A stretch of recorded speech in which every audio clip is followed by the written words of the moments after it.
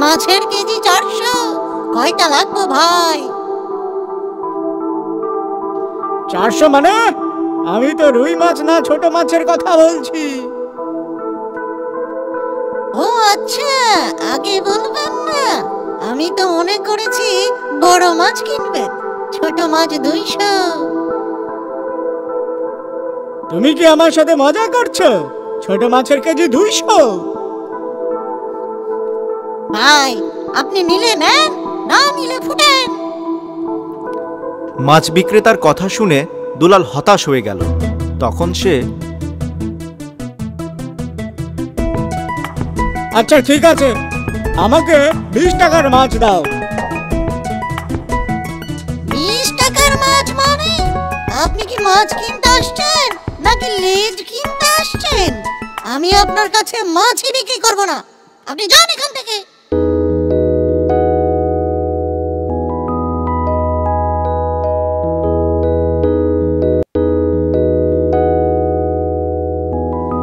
ঢাকার উপকণ্ঠে দুলাল নামে এক ব্যক্তি বাস করতেন, যিনি ছিলেন তার কিপটামির জন্য কুখ্যাত।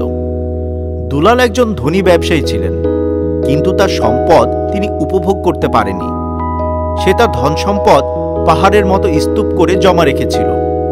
প্রয়োজনের চেয়ে 1 টাকাও বেশি খরচ করতে সে নারাজ। দুলালের কিপটামি তার জীবনের প্রতিটি ক্ষেত্রে ছড়িয়ে পড়েছে। তিনি বছরের পর বছর একই ছেঁড়া জামা কাপড় পরতেন, সবচেয়ে কম খাবার খেতেন এবং একটি জরাজীর্ণ বাড়িতে বাস করতেন, যা বাসস্থানের জন্য একেবারেই উপযুক্ত ছিল না। এমনকি তিনি ছোটখাটো কেনাকাটা নিয়েও ঝগড়া করতেন। একদিন বাজারে গিয়ে, এ ভাই, মাছের দাম কত?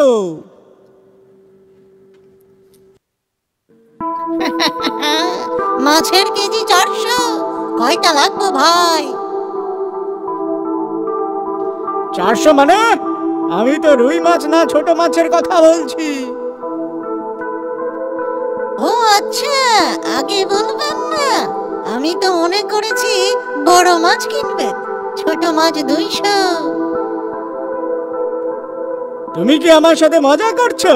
ছোট মাছের কেজি 200। ভাই, আপনি নিলে নেন, না নিলে ফুটেন। মাছ বিক্রেতার কথা শুনে দুলাল হতাশ হয়ে গেল। তখন সে, আচ্ছা ঠিক আছে, আমাকে 20 টাকার মাছ দাও। 20 টাকার মাছ মানে? আপনি কি মাছ কিনতে আসছেন নাকি লেজ কিনতে আসছেন? আমি আপনার কাছে মাছই বিক্রি করব না। আপনি যান এখান থেকে।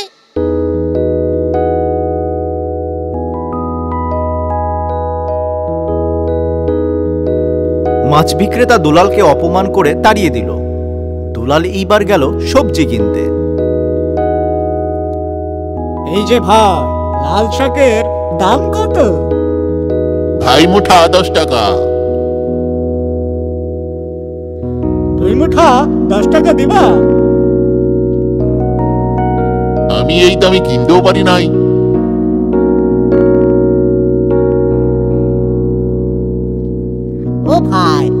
ও ভাই, দাও না।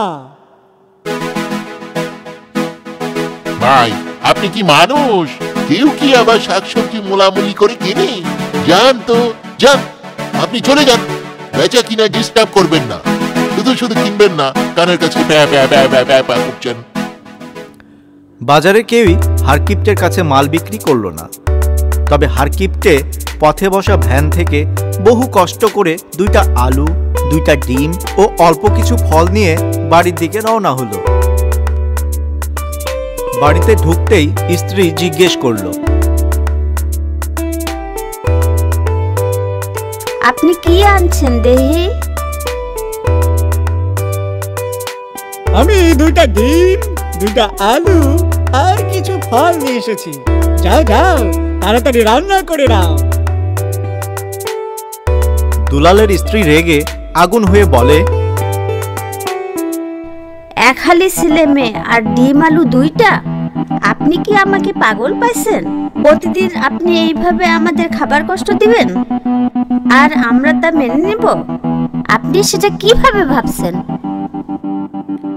এ কথা বলে সে হারকিপ্টের উপর ঝাঁপিয়ে পড়ে আর তার সাথে হাতাহাতি করে পকেটে যা আছে তা জোর করে নিয়ে নেয়।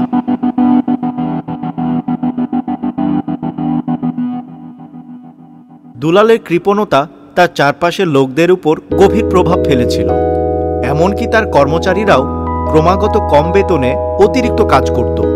তাদের পরিবার ও অহেতুক অবহেলিত হয়েছিল এবং তার বন্ধুরা ক্রমাগত তাকে সহ্য করত না এবং দূরে সরে গিয়েছিল। কিছুই তার কৃপণতা কমাতে পারেনি, বরং দিন যতই যাচ্ছে তার কৃপণতা ততই বাড়ছে। সে কৃপণ থেকে আরো কৃপণ হচ্ছে। একদিন হঠাৎ করে সে অসুস্থ হয়ে গেল। ডাক্তার দেখলে টাকা লাগবে, তাই সে ডাক্তার দেখাতে নারাজ। কিন্তু হঠাৎ করে অজ্ঞান হয়ে গেলে তার বউ ছেলে মেয়ে তাকে হসপিটালে নিয়ে যায়। ডাক্তার চেক করে বলে,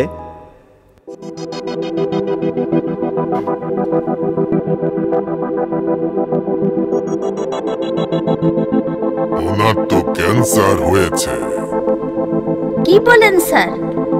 উনি তো জীবনে খরচ হবে বলে তেমন কিছুই খাননি, তো ওনার ক্যান্সার হলো কিভাবে? সেটা তো আমি বলতে পারবো না, তবে ওনার চিকিৎসার জন্য অনেক টাকার দরকার। কত টাকা লাগবে? প্রতি মাসে 5 লাখ। কি বলেন আপনি? এই কথা শুনলে উনি তো হায়াত থাকতেই মারা যাবেন।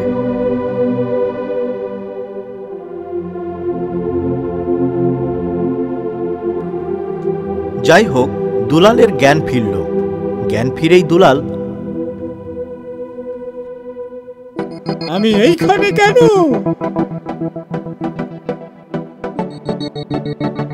আপনি অসুস্থ, তাই আমরা আপনাকে হসপিটালে নিয়ে এসেছি। কি হয়েছে আমার? ডাক্তার কি বলেছে? ডাক্তার বলেছেন আপনার নাকি একটা রোগ হয়েছে, সেটার জন্য অনেক টাকার প্রয়োজন। কি বলো তুমি? শুধু প্যারাসিটামল খেলে হবে না? চলো চলো, আমরা বাড়ি যাই।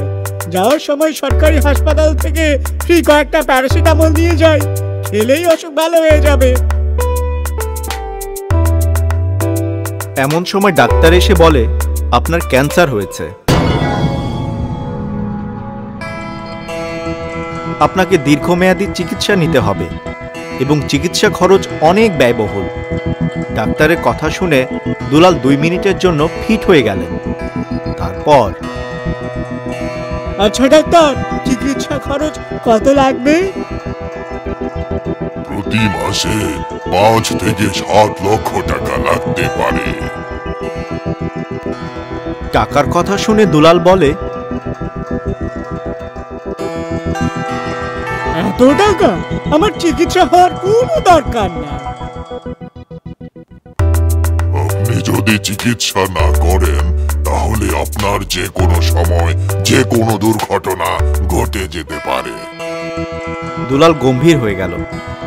অবশেষে ভেবেচিন্তে চিকিৎসা শুরু করে, কিন্তু চিকিৎসা করতে করতে আস্তে আস্তে তার বাড়ি, ব্যবসা এবং তার সমস্ত সম্পত্তি সবই শেষ হয়ে যায়।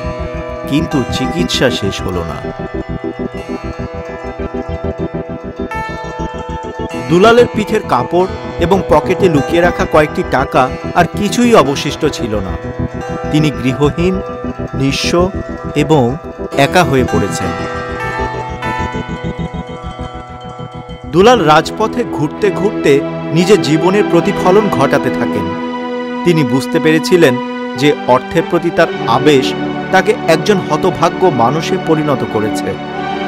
সম্পদের জন্য তিনি তার স্বাস্থ্য, তার সম্পর্ক এবং তার সুখ বিসর্জন দিয়েছিলেন। দুলাল তার সিদ্ধান্ত পরিবর্তন করেছেন। তিনি বলেন, আমি যদি সুস্থ হয়ে ফিরে আসি আর এরপর ধন সম্পত্তি অর্জন করি, তাহলে এইবার আমি সম্পদ অন্যদের সাহায্য করার জন্য আর অর্থ সঞ্চয় করার পরিবর্তে আনন্দ এবং সমবেদনা ছড়িয়ে দেওয়ার প্রতিশ্রুতি দিচ্ছি।